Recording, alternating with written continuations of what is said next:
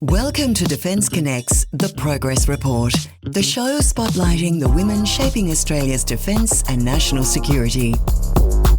Welcome to Defence Connect's The Progress Report, the podcast where we explore the stories, careers and experiences of women working across Australia's defence and national security sectors. I'm your host, Tash Taylor, and in each episode, I'm sitting down with industry professionals to talk about their journeys, personal growth, mentorship, and what it really takes to build a meaningful career in one of the country's most complex and essential industries. So my guest today is the amazing Rebecca Woolnough, the incredible area manager, Oceania for Smart Tech. So welcome, Beck. Thank you so much. It's a pleasure to be here. No, look, thank you. I'm so lucky to have you on the podcast today. And for those of you listening, I met Beck at our Cybersecurity Awards, which seems like a lifetime ago now. It does. It feels like forever ago, but very memorable and really fortunate to actually catch up with you there, Tash, because you have an energy that sort of brings people together and it was really wonderful walking into a room where you know nobody and then walk out knowing an amazing plethora of women that, you surrounded us with. So it was wonderful. No, honestly, I had such a good night that night. For once, I didn't have to present anything. So I was like, oh, this is brilliant. I get to chit chat. I just get to have a glass of wine and not worry. Yeah, well, it was brilliant. We had a great night. Well, it caught us by surprise because we were just going there to see what it was like. But we actually walked out with wonderful network of people that we had met there. Yeah. And that has continued on. So and we had a great table. There were quite a few women on our table. Yeah, we did. That was really good. Yeah, it was good. But speaking of cybersecurity, from memory, you're actually completing a master's in cybersecurity, aren't you? I am. Yep. I have 16 weeks to go. 16. Yeah. Oh my God. Okay, so it's wrapping up soon. Yeah. You must be excited. I am. It's been a long journey. I mean, I started it a couple of years ago and I sort of fell into it because I was curious about it and then found that I had a bit of a natural knack for it and really enjoyed it. So it's been really eye-opening. I did it as a personal project, but it's actually fallen deep into work now. So it allows me to come at things from different perspectives and approach the market in ways that ensures that we are, tight in our security and data privacy, but also in our supply chain. So it does feed into what I do. Yeah, it's deeply relevant, especially right now. I feel like there's so many data hacks that everyone knows about and there's million different things going on with cybersecurity. So yeah, absolutely. I find it so fascinating too, all of these networks, all of these systems and often at the end of the day, the biggest vulnerability is the human element in every system. Oh, yeah. And I find that super fascinating. So I find the thought of hackers as well. I'm like, I don't know, in my head I imagine like a person in a hoodie behind a computer not. Tip tapping away. Yep, definitely not those anymore. No. And part of the masters is to do case studies on historical hacks and all relevant hacks right now and how they came to be. It's not those people in hoodies in dark rooms anymore. It's so much more sophisticated or it could be a 16-year-old that has learnt a new skill and testing. Which is different. Crazy. I know. It's wild. But, the biggest things that I've taken out of it is, you've got to approach everything with a piece of curiosity. Absolutely. A natural curiosity. You've got to approach it with not a defense mindset, but an attack mindset. So if I'm setting something up, how is someone going to do it? How can I break the system? How am I going to be creative and work around this system and get myself in there? And so, everyone goes into security thinking, how do I defend it? Or how would you attack it? Okay. That's a cool way of thinking about it, kind of like a battle space. Yeah, correct. Yeah. And you have to do that as part of your security planning, right? Is you have to have the systems in place, you have to have the people in place, you have to have the reflection, the evaluation, but you also have to have outside of that, that circle, you have to have game plan. So you have to go away and do battle plans around, well, what would happen or how would I break this system or how would I get into there?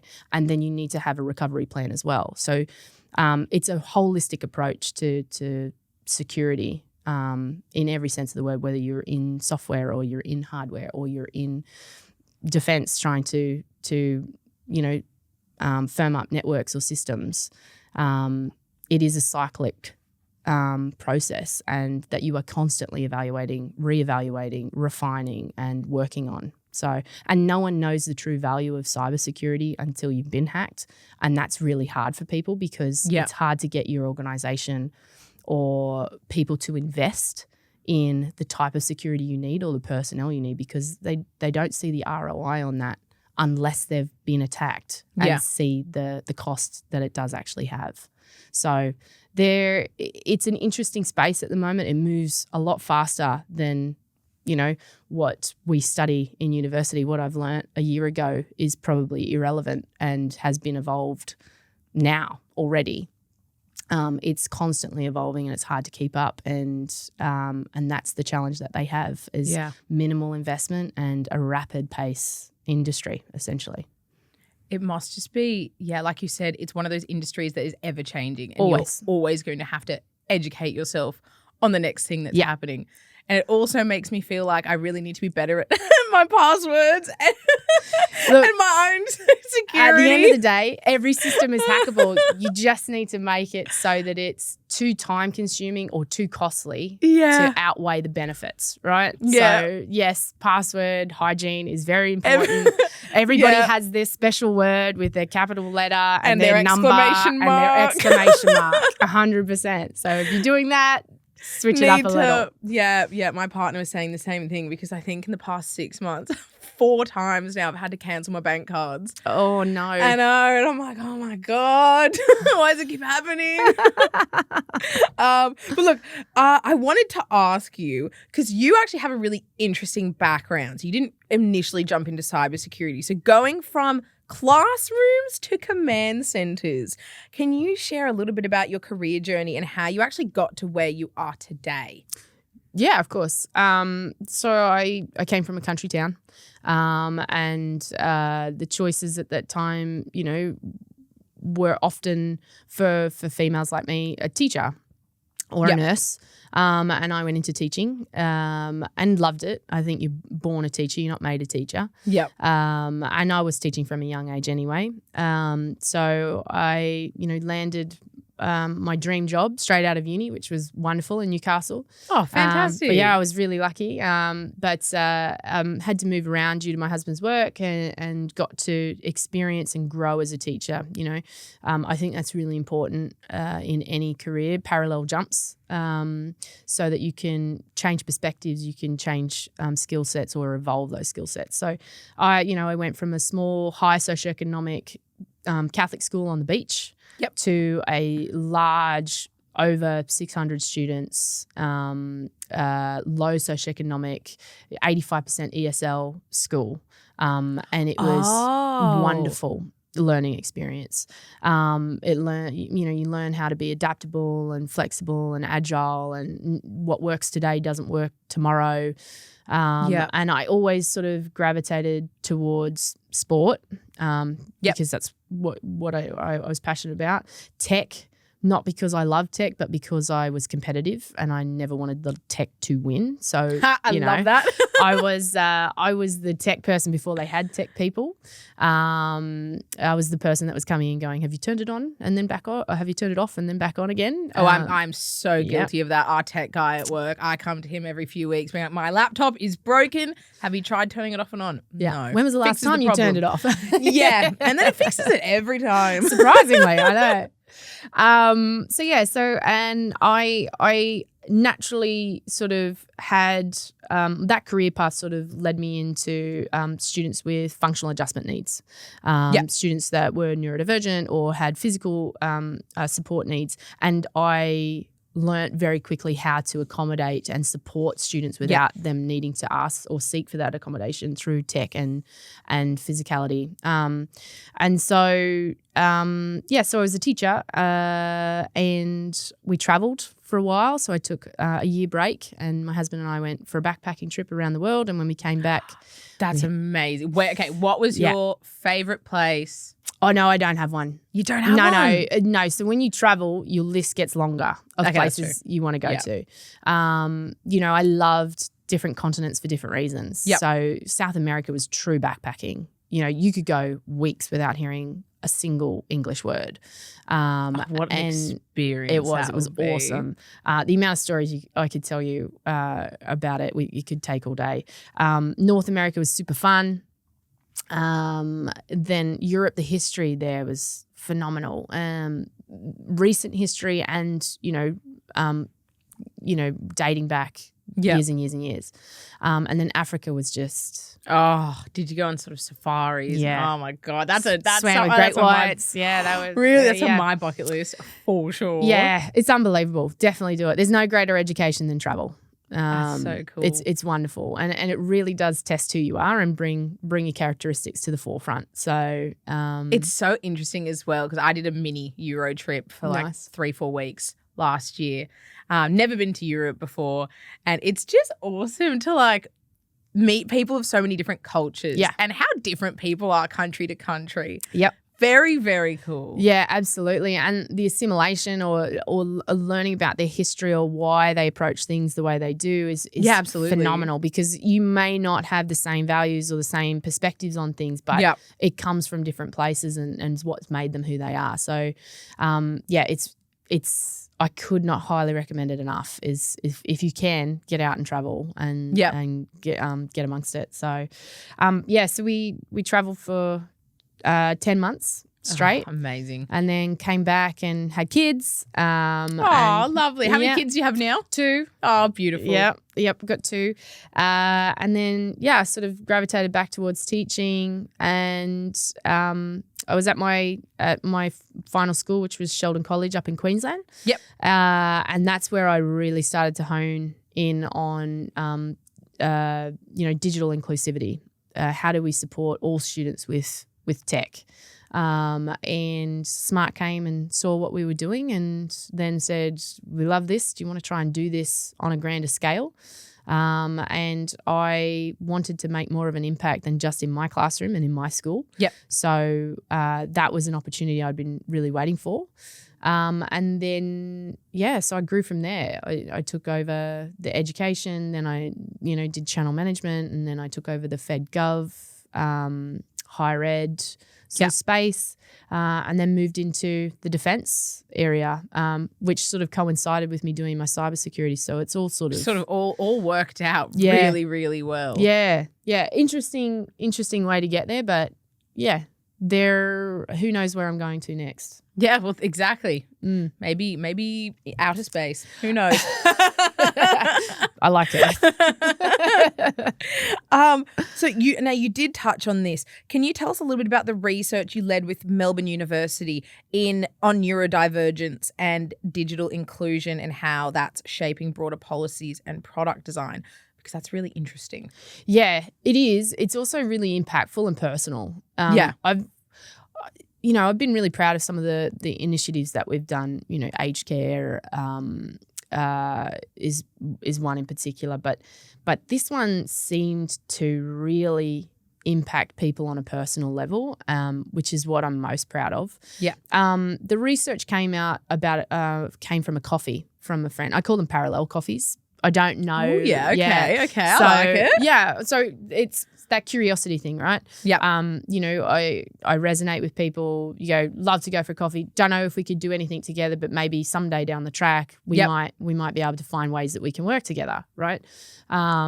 So this parallel coffee with a friend of mine, Dr. Matt Harrison, researcher at Melbourne Uni, one of the directors for the Graduate School of Education for Student Experience, and one of the directors of Next Level Gaming, which is a social enterprise for digital inclusion. He was talking, we were sharing passions, we were sharing projects and things like that. And he basically said, I've got a lot of people wanting to know what inclusive learning looks like. Like, what does it look like? What's a blueprint? Because they get a lot of funding to build or to retrofit classrooms. Yeah. But there's no blueprint. Yeah. There's no one size fits all for every learning space to support every student. And what does it look like? And I said, well, why don't we do that? Why don't we figure out what that looks like? And so that grew into this research piece, which was neurodivergence and digital inclusion. So how do we leverage technology to support all students in your classroom, specifically those with neurodivergence? And when we use neurodivergent term, we're talking, it's an umbrella term. So it's talking about a lot of different neurodivergence, so ADHD, autism, Children ADHD, ADD, students with Down syndrome, or children with Down syndrome. Huge. An array, right? Yeah. And we based it on UDL, which is Universal Design for Learning, which means what's good for one is harmful to none. So what I'm doing for one student should be supporting all students, right? So my students shouldn't have to come in and ask for accommodation. They should be accommodated for. Neurodivergence is not seen as a deficit; it's seen as a difference. Right, and it should be empowered and supported in every sense of the word. And so we design the learning spaces with all students in mind. So that has been really wonderful. 36 recommendations came out of that around what you can do in your classroom to support students, all students, but particularly those students with neurodivergence. And it's been translated into higher ed and workforce, right? So you don't stop being neurodivergent when you leave year 12. In fact, it becomes a lot more difficult because you have to self-advocate now. So in a K-12 experience, schools will put supports in place. Right, they will be aware of it, and they will support students regardless of whether they have a diagnosis or not, and they will do that to the best of their ability. When you leave year 12 and you go into higher ed or you go into the workforce, those supports aren't there anymore. So you have to either understand how you work best and what supports you need, and then self-advocate for that, or find a support system to actually do that, right? And you know, we've got this whole wave of women being late diagnosed, so coming out of year 12 not knowing that they... Honestly, I literally had, it hasn't come out yet, but I've done a podcast with Sheila from the Australian Space Diversity Alliance, and she's neurodivergent, and she didn't get diagnosed. I think it was into her 30s or 40s. Had no idea. So it's not uncommon. And I'm not a scientist, and nor am I in the medical profession, so I can't give reasoning for it. But through experience, high functioning people with high functioning neurodivergence, or people with neurodivergence who are high functioning or masking. That doesn't mean that they experience their symptoms less. It means that you do. So it means that they work their backsides off all day to make sure that they are delivering and doing the right things and so on and so forth, so that you don't experience what's going on inside of them. You know, you spend all day with a cacophony of noise in your head whilst you're trying to focus on certain things, or time management, or you are going through the struggles, but the people around you don't experience those because you are masking or high functioning. And that, you know, that for a lot of us is the reason why you get diagnosed late in life, because you just figure out coping mechanisms. Oh, absolutely. And do you think that part of your passion came from, as a teacher, did you see a lot of kids struggling with not having the, I guess, tools to help them in their education? So look, when I was a teacher, we didn't even have the right words for it. So I guess it's more of a newer term, having like, you know, an autism spectrum and things like that. So when I came out, they were still using the term Asperger's, and you know, so all we knew was that we had to support all of our students, and we just had to figure that out. There are more supports for teachers, but it is still a specialty skill. Like, you still need to have upskilling in the ways in which to support. However, the UDL frameworks and what came out of the research was that you need to have more student voice involved, more student voice, more teacher voice, because teachers are also neurodivergent. You have neurodivergent teachers as well that you need to support. Very right? true. Yeah. So you need to enhance the student and teacher voice in the design of the learning space. And that is true for all higher ed and workplaces. You need to have co-designed spaces.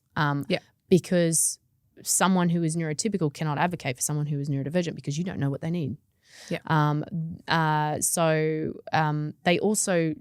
We're also in this place where in the workplace you either have to divulge a diagnosis or people will ask you to sort of prove it. Do you know what I mean? Like if it's not a seen disability or it's not a visible thing, or you don't have a diagnosis but you are 100% you need this support. Yep. You have to sort of prove it or ask for it. So that's what UDL is it's designing the space so that I don't have to ask for accommodation. Yep. I have the options there. And that's sort of what has gone into our design of our products, right? So we have all of these wonderful products that we've put all of this R&D into. So the lesson delivery software for K-12, how do we support all of the students, whether they are low vision impaired, whether they have, they need focus support, or they need to be able to take their notes in their own way, or change the color of the background because they are dyslexic or have dyspraxia or dyscalculia. Right? We have all of these tools in that software. The hardware as well. So we've worked on that. We have things like a 27-inch smartboard mini now that we have seen in higher ed that they're putting in tutorial rooms for students to actually use, so that I can tilt it if I need to. I can pinch and zoom and make it bigger or smaller depending on what I need. I can write my own notes into my 43 Microsoft applications or my PDFs and capture and save that immediately. So if I'm highlighting something in yellow and I've written a note in red, that's how I'm clocking my connection to that content, right? I need to be able to save that. And so that's what we've worked really hard to do. And now we're starting to see that filter into workplaces for these like smart express rooms where in, a large workspace, they have all of these wonderful open hot desk workspaces. But for someone who is already noisy in their brain and I'm talking to you, but I'm actually listening to the conversation behind me because I can't not, I might need these breakout rooms to go and work by myself, or to have to focus on on the tasks that I need to do, or maybe I need to have someone parallel work with me, so a small group in there, right? These rooms are small but need functionality, right? So how do we incorporate that into the room? So, you have a desktop 27-inch. A massive smartboard is not going to, a massive screen is not going to be helpful in that space. No, overstimulation, it's not fit for purpose. But a desktop is, because it's large enough that I can share it, I can individually use it or share it with someone else. It allows me to do everything that I need to do. But it also, maybe it links into an audio loop or hearing org, right? And so they're the types of things that we work really hard on, taking this research that is meaningful and can be used today, but we also take it and put it into our products and how we approach the market. And when we're talking about for smart tech specifically, now translating that to the defense space, what does that technology look like? What is it? Is it battle management or? It's everything. It's from the boardroom where they're doing 5-point plans or having, different level security meetings where they can mark up documents or they can write into their content and make it collaborative, right through to sending that 5-point plan to the command center and the commander having his 27-inch. It's actually a very cool experience. We're running an event in September where we're running through case studies, scenarios, essentially an emergency scenario, right? And we actually get to work with people like Think Logical and Systematic. Oh, very cool. Okay. And we've developed an experience center, right? Part of that is a boardroom with a smart board and a smart board mini in the boardroom for the commander to sit in their desk and write on their content, but also feeds up to the smart board where multiple people can collaborate and work out a game plan, right? That then can be sent to the commanding center, and the commander has their desk at the top. He has 2 static screens at the side where he can see different things, and he's got his 27-inch interactive plus his Think Logical keypad, right? In front of him, he has pods, so different individuals that are working at their desks, but they may be different levels security, right? So you might have one in front of him that is low side and one in front of him that is high side. So what he can do, instead of walking over to talk to the person that's working on the low side and say, I want you to do this, this, and this, he can pull their content using Think Logical. He can pull their content to his 27-inch, mark it up so that they can see it, write notes, give them chats, those sorts of things, send it back to that individual, and they can continue on working. Same with high side, right? So I can push and pull content from anywhere, mark it up, and push it back out. Same with systematic, right? So in that scenario, the commander could also use the inking capabilities to work within systematic's situational awareness software, right? So it's real-time intel being collaborated on effectively. What we've worked really hard to do is make the tech work so well that they don't realize that they're using it. So it becomes invisible. Seamless to your everyday. Yeah. So the one thing that you get with our tech that we work really hard on is taking away the barriers of use. So if I walk up and write on whatever I want, does it work like a normal whiteboard or a piece of paper? Because if it doesn't, that's an extra cognitive step that I have to take to make it work. So if it doesn't work seamlessly every time, and I can touch, write, erase into whatever I want, and I mean into, not on, it's not worth the effort to actually get my people to learn it, because they won't learn it. It needs to be zero learning curve. It needs to work exactly like a piece of paper and a pen, because that's the immediacy that I need when I'm doing high stakes situation planning or implementation. Or execution. So is it technology that people can actually use like in the battle, not necessarily in the battlefield, but when people are actually like overseas deployed in an active sort of war zone, that people are planning for top secret missions, things like that? 100%. Yeah. So the beauty of us is that we don't hold data, right? Yeah. So we're in container, the SES containers that they drop in emergency zones, and you've got the smart board on the end that they can push content to, and the smart board mini, which is a 27. It's like, I think it's like 3 kilos or 5. Okay, fantastic. 3 to 5 kilos. Yeah. But one of the situations we've done, or we're deployed in North America, is mobile command centers. So if you bring it back to the partnership with Think Logical, our ink drivers and everything, all of the data is actually held in a data stack of Think Logicals, right? That could be 80 kilometers away. The front end or the user end experience is that they have the 27-inch smartboard or the 55 to 86 if they want a monster smartboard, right? Yep. They don't have data on site. It's running through the fiber optic cables of Think Logical. So they can push all of the content they need to those devices so that the mobile command center on the ground can mark it up, see the drone footage, whatever, get the command center's 5-point plan. They can mark up the videos and all of that sort of stuff. If something happens and they need to vacate or exit, all they do is sever that optic cord. And there's no data. There's no data in those devices at all whatsoever. Essentially, we are an endpoint, and we take the barriers away for the users to actually interact with their content. Yeah, absolutely. So yes, that's a long-winded way of saying yes, we're in mobile command centers and out in deployment fields. But I go technical. Sorry. No, I love it. And honestly, it's just so crazy to think about. Like, these are actual jobs. They are. This is what like people actually use these crazy, awesome technologies that I had literally never heard of before meeting you guys, and thinking about like, oh yeah, like in battle, situations when you're doing the planning, you're not just putting out a map like in the movies, like World War II, and then a piece of paper and they're drawing on that. No.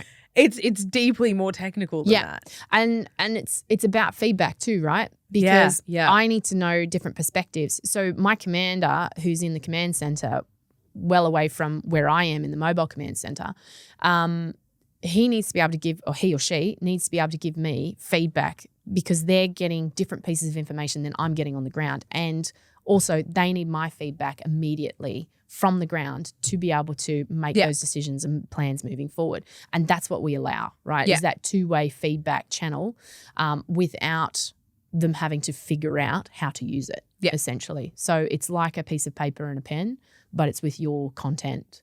A lot cooler. Yeah. Yes. Yeah. We worked really hard on it. But yeah, it's something that we're really proud of, because that's what draws me to this job, right? This organization, and what draws me to my team. And I know my team is like this. I've got one of my team members sitting here in the room, and I love working with her. And she is amazing. She is amazing. Unbelievable, actually. She's why I get up every day, because I want to work with her. That's so sweet. Yeah. And like our job, if you look at it on paper, is sales, right? Yeah. But our job is to make sure that wherever our tech is deployed, it's actually making an impact. So Smart have this saying, it's not a saying, it's actually a purpose and a promise. It sounds like a tagline. It's connections that matter. So our tech is designed to actually support the end users to build connections that matter to them. So whether it's in an aged care home and they're looking for connection to the outside world, connection to each other, connection to decisions and choice that they used to have and control they used to have in their own lives, to the classroom where the students need to feel connected to each other, to their peers, to the teacher, to the content, to the butcher down in Orange who needs to connect his customers to where his meat is coming from. Yeah. You know, how to the defence, to the teams that are being deployed in weird and wonderful places that no one can talk about. How do we improve that experience, and how do we make them safer, and how do we make the outcomes better for them? And that's our job. That's why we wake up in the morning. And that's a very, very cool job. Yeah. Very meaningful as well. Yeah, and that's the important thing. It means something to us. Absolutely. And look, and turning back to sort of your journey as well, I guess a lot of people would say tech and defence can sort of be a male-dominated industry. Oh, yeah. Which I would agree with. I would agree with that statement. But I want to know about your experience in a male-dominated sector and what that looked like for you during your career journey. Yeah, it seems like a simple question, but it's quite a layered. Oh, yeah. I've always been in male-dominated industries, and one would argue that teaching is actually female-dominated. However, if you go back to when I was teaching, all of the exec and leadership roles were held by men, mostly. Yeah. Men were promoted quicker and faster into those leadership roles than women. I grew up on a farm. You know, we were tasked with jobs suited to our skills. A lot of my cousins who I love deeply ended up being the babysitters. And I was the one that could ride the horse and the motorbike and fix the fence and sit on the cattle and do that. So I was with the boys, essentially. I love that. That's very, very cool. Yeah, I don't know. I grew up, I have an older sister who is wonderful. She's 11 years older than me, but I have two brothers that are sort of closer in age. Yep. So, and a lot of my cousins were boys. You know, I grew up in footy. I grew up in a country town. Riding those bikes. Correct, yeah. Yeah. So very cool. I said this once. I don't ever feel like when I'm in a situation I don't or am not sensitive to the gender bias that happens, right? On reflection, sometimes I'll go, oh, that's why that happened, or that's why I was, but instinctually for me, I don't see it as I'm being treated this way because I'm female. I see it as a challenge. Yep. So I see everything as a challenge, which is you know, problematic in itself. But it gets results. Sometimes it does. But, you know, look, I have had interesting career where, you know, my biggest supporters were men. I was thrown into situations because they go, well, we know you could handle it. But, you know, I've actually had the biggest interesting one I've ever had was where it was blatant bias. Yeah. That I've had blatant bias, and it sort of took me by shock. Was actually by a female, and someone who I deeply respected too. Interesting. So, okay. Because in this AV world, and we joke, we always say it's a sausage fest, and so at Integrate we're usually the women, only women in the room. It's like sales. It's like when you go to defence events. I know what you mean, and it is true. Yeah, 100%. We it's often you go, oh, there's the other token lady. Yeah, exactly. Oh, there's another lady over there. Yeah, 100%. But what I'm loving is that the movement now, the Women in Defence group, the AWSN, so the Australian Women's Security Network. These are women-led organisations that you can reach out to and connect, and I highly recommend it. Because absolutely. The Women in Defence Association, Women's Defence Connection, I've had them on the podcast. Yeah. Awesome organisations. And at the end of the day, part of this podcast is because we want more people to get into this space and know that, women are awesome. This defense industry, cybersecurity, it is a very cool industry. We want more women to be part of that. Yeah. And that's the goal of pretty much every woman I've spoken to. Exactly. I just want to mentor someone else through. Yeah. We need more because we bring different perspectives, we bring different skill sets. It's really wonderful to watch and see it all grow. And I think, the biggest hurdle for us is legacy, or for me anyway, has been legacy, that legacy mindset, the legacy, ways that deals were made, the legacy way, it's always been this way, this has been the process forever. Well, no, this is a better process, or this is, and trying to push back against that is hard when you're on your own. But when you're part of these networks, when you do join them, even if you're a passive, community member, I'm not as active as I'd like to be. But just being a part of it and knowing it and people sharing their stories makes you feel connected and helps you feel like the experiences that you're going through and not just you. And that you have people that you can reach out to go, well, how would you work around this? Or how would you do that? Even just having your best mate that you get to work with every day, ringing her up and going, mate, I've had a day. And she goes, absolutely. Me too. Get a glass of rosé out and have a bitch on the phone. No, well, ours is gin. And spicy margaritas. But just even being able to share, your experience and them knowing what that's like, that's really wonderful. Or empathizing. Absolutely. Yeah. So I don't know that I've answered your question, but no, you definitely. I think authenticity at the end of the day as well. Correct. Is a huge thing. Well, try not to. I guess I feel like some women have touched on this before. Is like you feel like sometimes you need to try and play a bit of a part, for men to take you seriously. And which I think that being authentically yourself is far more powerful than that. 100%. And look, someone asked me what kind of advice I would give to someone at a Women in Tech Day. Yeah. And it ties into that. Not as eloquently as authenticity is my sharpest tool. Yeah. But basically the story I tell, and the one that I always hold with me is, this is going to sound terrible, but more people die in a female named Hurricane than they do in a male named Hurricane. It's actually, really? Yeah, it's actually a fact. You can look it up. Okay, that is so interesting. Yeah, wow. It's actually, it was such a statistical anomaly that universities tasked teams to find out the causality of it, right? Now, there's many papers on this, but the one I quite resonate towards, which I do like, and whether or not they're right or not, is a paper that found that humans are so innately gender biased that when they hear about a Hurricane Betty, they go, well, I've been meaning to water the garden and the car does need a wash and the kids' chalk on the pathway needs to get washed off, so that'll be good. But they hear Hurricane Bruce and they lock the state down for 5 days, right? That's so interesting. So they underestimate the veracity of a female named Hurricane over a male named Hurricane. And I like to take that back to women in male-dominated industries or any female leadership.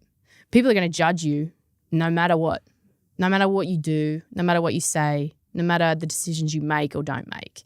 Absolutely. They're going to make their own decision about you from their own perspective. The hurricane, it's no fault of the hurricane, the female named hurricane, that people underestimated it. It can only do what it does best, which is be the hurricane.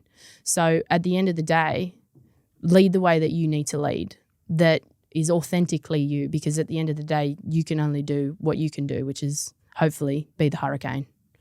So yeah. I love that. That's an awesome way of putting it. That's such a cool way of putting it. And at the end of the day, like you said, some of the biggest supporters I've ever had in my career, my mentors, have been men. Yep. And along the way, you're going to come up, there's going to be people that try and put you down. I know that beginning of my career, I literally was like fresh out of university. And I did have an unfortunate experience with someone that was my manager at the time that said, Tash, you're too bubbly. You need to change your personality. You're not professional enough. You need to be different. You need to change who you are. You're never going to get anywhere with being yourself, especially as a woman. And I was like, absolutely not. Good. I'm glad that you No. And for anyone out there, like young women or anyone, if someone says that, no, whether it's a man or a woman, just authenticity is 100%. Absolutely your sharpest tool. And I love that you said that. That's such a cool quote. Yeah. And look, I'm glad that you had that tenacity to be able to stand up and say that. There's a lot of people out there that don't. Men and women. Yeah, right? Across the board. Going through a lot of things, who don't think they're enough or feeling like they're judged or are being judged and let themselves get in that headspace and do try and conform because it is easier. But, at the end of the day, it's on you and you need to be the one that looks yourself in the mirror at the end of the day and go, well, I did the best with what I had today and I did it my way. I'd rather fall on my sword in my own way and fail doing it my way than die wondering if I should have done it my way and it didn't work. I would rather find out now that I was right or I did it my way than to go someone else's way and be someone else. And I think we're sort of touching on this already, but I feel like most leaders at some point in time face that level of imposter syndrome. Oh, yeah. How have you navigated that throughout your career? I would say not well, because I never feel like I've done it right. But I think that's a good leader too, though. I think being humble and approaching everything with humble. I mean, I heard a really great quote the other day of when someone comes and gives you feedback, approach it as if they're right. And then you'll get one of two things. A, you'll be humble enough to be able to pick out of that feedback what is true and what needs to be actioned and what you need to figure out how you can grow. Or B, you'll understand why that feedback is coming, not what that feedback is based on. So why are you getting that feedback? What has happened for that person to feel like they need to come and give you that feedback? So leaderships, you don't go into leadership knowing everything. You're not perfect. You're always supposed to be evolving and growing, and that's the main thing. One of my favorite quotes is everyone wants to be a lion until you have to do lion Sorry. No, I love it. And that resonates with me as a leader, right? Because lions aren't afraid to walk alone. Lions, you might go a week without eating, you're still a lion. You might, lose your pride, you're still a lion. And when the devil whispers in your ear that, you're not going to withstand this storm, the lion stands up and says, I am the storm. So a leader, you don't get to defend yourself. You don't get to, you have to be there for your team. You have to be the person that lifts them up. Yeah. And the person that advocates for them and the person that drives them beyond what they think they're capable of because you believe in them. Absolutely. It's not about micromanaging people. It's not about telling them what to do and how to do it because you know better. And I never like to fall into the hippo symptom where it's the highest paid person's opinion and everybody just falls in line. I've never heard that. Highest paid. Oh my God. Okay. Yeah. Interesting. Everybody comes at it from a different perspective and you can learn so much from anybody in your team or even outside of your team. That's why we are so big on collaborating with other people because we don't know what we don't know and we don't know how amazing certain things could be if we don't test them out and try them and build these ecosystems. And everyone's got different insights, whether Correct. you're an absolute junior person that's just had this awesome, just quick thought and you go, oh, wow, I did not think of that. That is really cool. 100%. Yeah. From I mean, this morning we walked in and saw your immaculately dressed receptionist who is unbelievable, the nicest person. She's new. She started a few weeks ago and my God, she's one of the nicest people I've ever met. She and is you know what? Lovely. She'd have insights into this business that no one else would. 100%.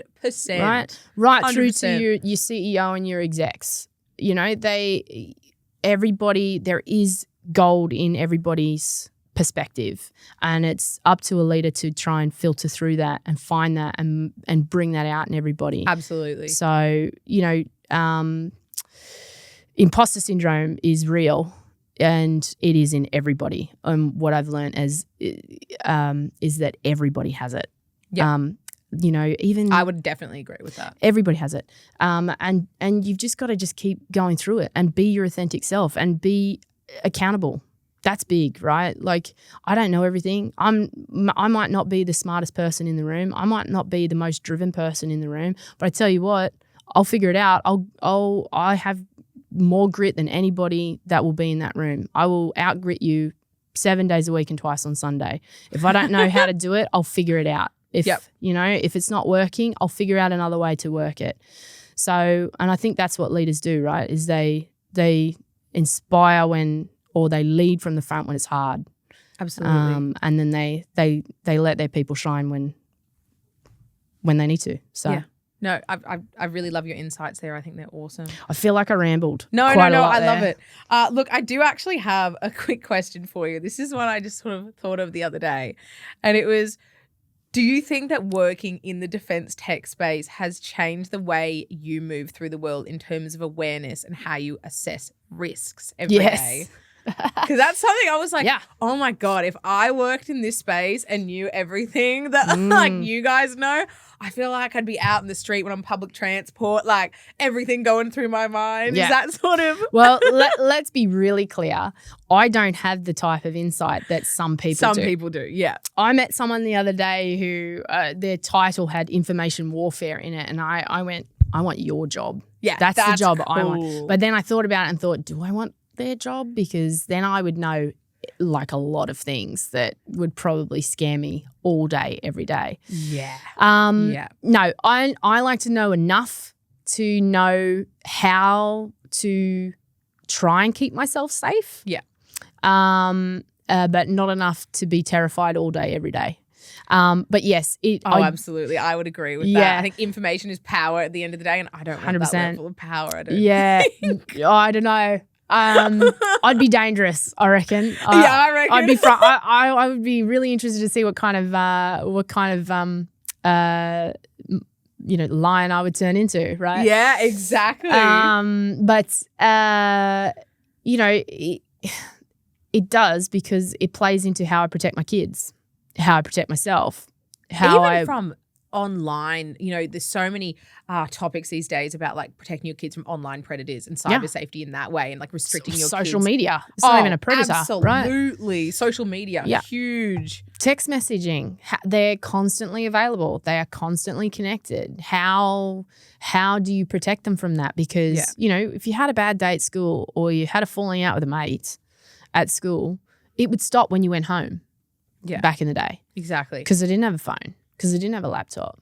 But now they're in group chats and they're saying things in group chats that, that you would probably say in the heat of the moment to someone, but then go, that was, I'm really sorry. Or you would think it, but you wouldn't say it because you're in front of someone and you know But people, better, yeah, right? hide behind the screen. That's why Correct. cyberbullying these days with kids is just so prevalent. Because it follows them. Yeah, They can't turn it off. Yeah. And, you know, like, yes, there's predators. There's predators everywhere. There's always been predators, right? There always will be, unfortunately. In real world and in the digital world. Yeah. And they're one and the same, which is something that our teachers are tasked with teaching our students, right? Yeah. Is how to be good digital citizens, but also how to protect themselves and see through that.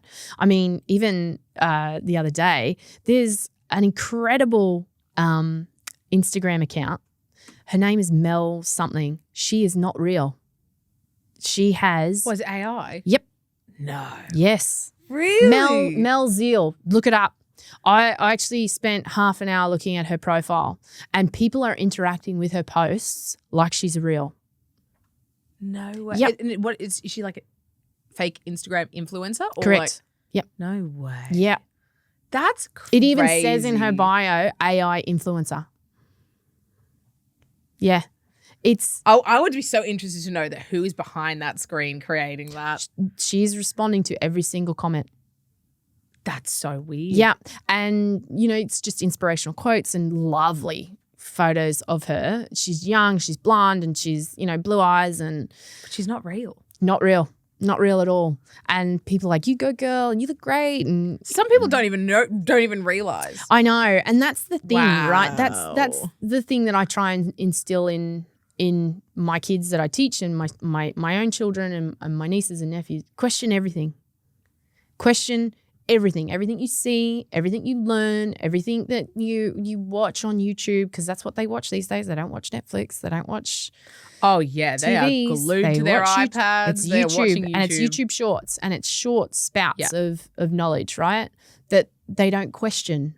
So knowledge is ubiquitous. We have to build scaffolding around it to actually support our kids to know the difference, or to know how to question what's real and what's not. Yeah, absolutely. And so does it filter into my everyday life? Yeah. Every day. It's probably the reason that I was curious about it in the first place. Yeah. To start with, I wanted to know how I could better protect, because you're never going to be able to protect them from everything, right? Unfortunately not. You're not even No. going to be able to protect yourself from being hacked, right? Like No. you just have to make it hard enough that it's not worth it, right? Exactly. You need to be aware. You need to have situational awareness, whether you're out with your girlfriends for drinks and you're walking home by yourself, Yeah.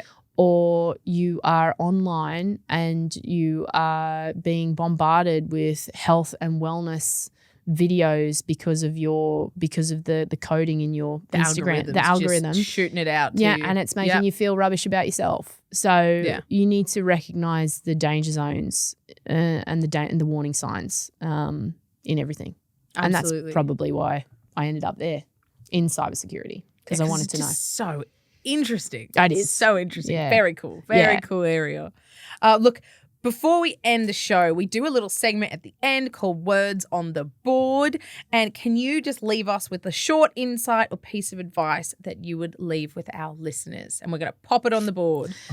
Yeah, that one's hard, because I know that you said you liked authenticity as my sharpest tool. But I mean, you've I you do said like so that. many quotes in this, the lion one. Yeah, That sorry. was the imagery there. I love that. I was Yeah. thinking in my head, God, we need to make an Instagram reel out of this, because it is awesome. Well, that's what when I'm having a hard day, and let's be honest, I've had a few hard days these last couple of I've had a hard couple of weeks. Like, it's been tough the last couple of weeks. I think we walked in and we were like, girl, we've been through it. Oh yeah.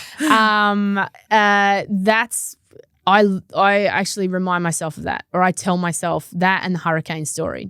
I love that one as Just well. keep. I had no idea. Yeah. So I think for me, because the line said, "I am the storm, be the hurricane." Same thing. I'm probably on that route. I would say, be your authentic self. Be the hurricane. Be you. You can't be anything I love else. that. So Be the just hurricane. be the hurricane. I think it's awesome. Yeah. Awesome. Look, thank you so much, Beck. Unfortunately, that's all we have time for today.